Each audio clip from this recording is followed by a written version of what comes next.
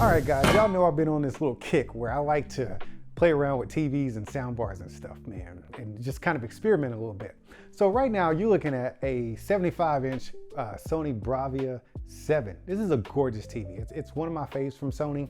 They do have a 7 Mark II. I don't have that one, but we'll see. This is a Bravia 7. This is still a great TV in my opinion. It's still one of the best on the market if you ask me. But I decided to pair it with something a little more premium than the TV itself. So what this is more of a mid-tier TV. It's not a flagship, but it's not the bottom of the tier. It's more of a mid-tier TV, right? So I decided to pair it with something a little crazy, man. We got some new stuff coming in from Sony, man. And right now I got the Sony Bravia Theater Trio here, right here. Look at it, look at that. Sony Bravia Theater Trio is sitting in the box. And so all my shipments are coming in like staggered, right? So this came in first, the Bravia Theater Trio. I got the theater rears coming. I think they're called theater rears. They're the rear speakers that go to this. I got those coming. And I have a theater sub 9 on the way. So what I figured I'd do is kind of a tiered video to talk about how a mid-tier TV can be matched up with the ultra premium sound kit or sound bar or sound system to make a really great home theater experience. But we're gonna do it in stages. So what if you were in Best Buy or any store, right? And you see this whole Bravia theater setup, right? And you got a theater trio, and then you got the rears, and then you got the subwoofer that you need to add on to it because you can piece it together. But what if you ain't got all the money at that point? So what do you walk out of the store with? Well, I guess you would walk out with the trio first. So let's do it that way. Let's hook up the theater trio first with the Bravia 7. And I'm gonna watch some TV, man, check out a couple of movies, maybe an episode of Game of Thrones, I don't know, or not Game of Thrones, House of the Dragon. And then we're gonna add on the 9s in another video, not the 9s, the rears. We're gonna add on the rears in another video, and then we'll go ahead and add on the subwoofer for the final effect, and we'll see how all that goes. But let's go ahead and unbox this thing, see what's going on in this box. This is the first time I'm unboxing it with you, so we'll see how this goes. All right, well, this is a heavy box, by the way. So this is the main unit right here, I think. Gotta be. Man, those side speakers are huge. So this is the main unit. So what I've done with my whatchamacallit, what is this? The TV. What I've done with the Bravia 7 is I raised it up, okay? So these legs have the luxury of, yeah, you can spread them apart. Wait, can you? Yeah, you can spread them apart. There's pockets over here and way over here, so you can spread these legs apart for a traditional soundbar, or you could go in for, you know, something skinnier, right? But they also go up and down. So I put it on the highest setting, and I was just hoping this would be the perfect setting because I didn't have the drill here when I did this. So let's see if it'll fit. Oh, Sony, you did that right. It slides right, man, that is perfect. It slides right there. Then you can just scoot it forward right there, let it rest on top of the feet, and bam, there you go. All right, I'm gonna put that right there and I'll get it connected in a moment. Then we got one of these joints. I did not expect this to be so big. I know, that's what she said. Dude, these are huge. Hold on, man, hold on. Wow, all right.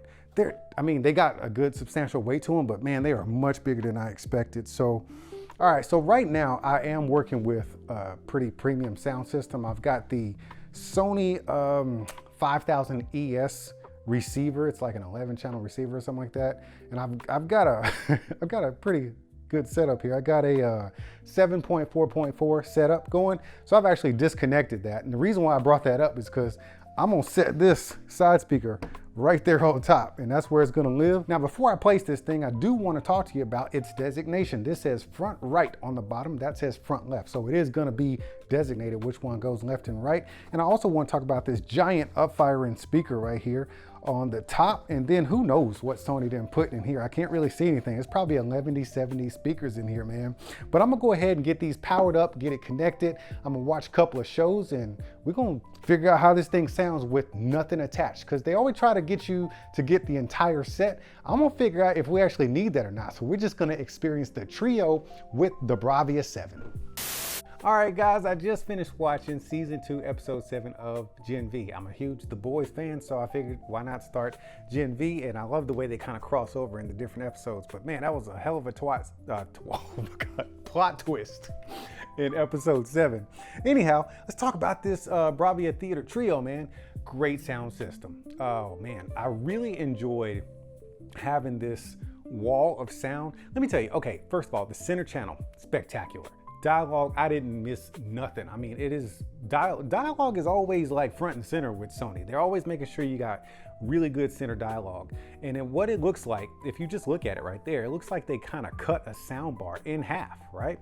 And then they took the center and just boom, right there, center stage and right under the TV. But then with the other two parts of the sound bar, the outsides, they transformed them into side speakers, and they stuffed a bunch of other speakers in there. So you're getting Atmos and front firing speakers in there. Like I said, I don't know what's actually in there, but it's a bunch of them. And they sound spectacular for a number of reasons. My main one that I'm a huge fan of is sound separation. When you have a traditional soundbar, you got one sound bar. It's just sitting right there. This is about 36, maybe even 40 something inches, 42 inches, 48. It's just sitting right there underneath the TV. But when you have these side channels, you can push them out a little bit. Like mine, that's got to be a good 6 feet, maybe even 7 feet away from the TV or from the center channel. So I got really wide sound coming from left and right, which also with Sony's 360 sound mapping, they are really good at making sounds come from different areas to make it feel like you have more speakers than you actually do. I have 3 speakers, okay? I got a center, a left, and a right, but it also sounds like I got some almost like not necessarily a side channel, but maybe 45 degrees and like a speaker there, because I'm getting a really wide spectrum of sound coming from just literally the front of the room. So they do a really good job with that sound separation. And that's why this stands out so far above a traditional soundbar.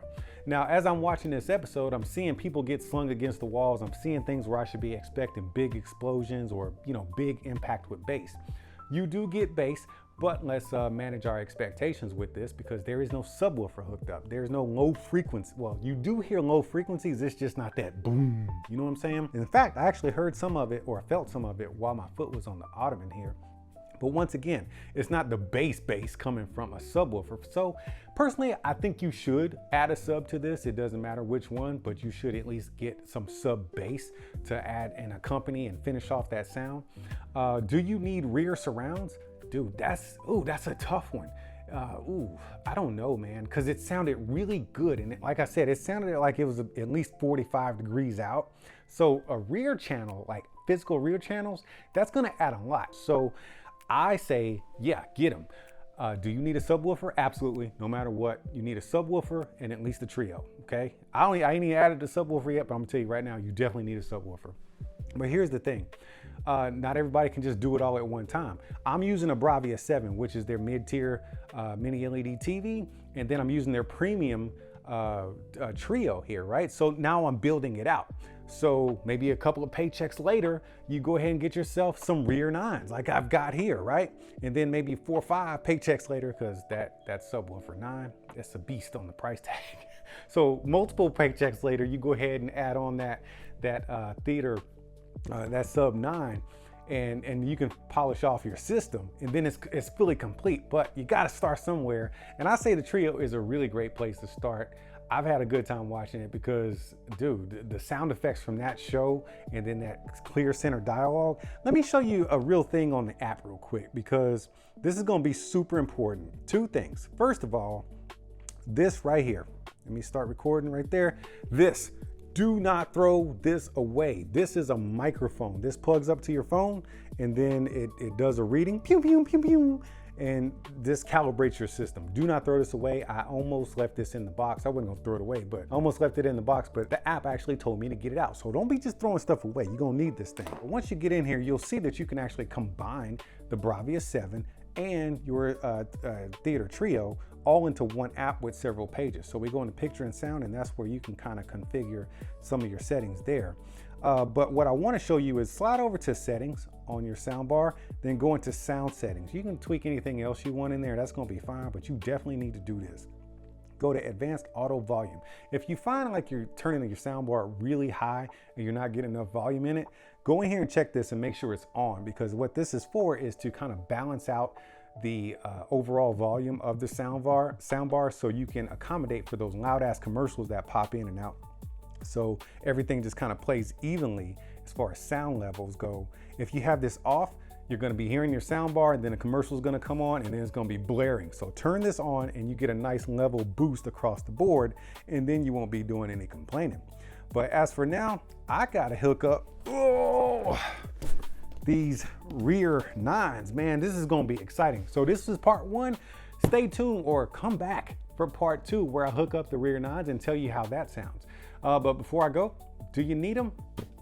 I think you need them because you want a full system, you know what I'm saying? I would never tell anybody not to buy them, but I mean, dude, this is a complete system here. This sounds good by itself, but I'm kind of thirsty for more.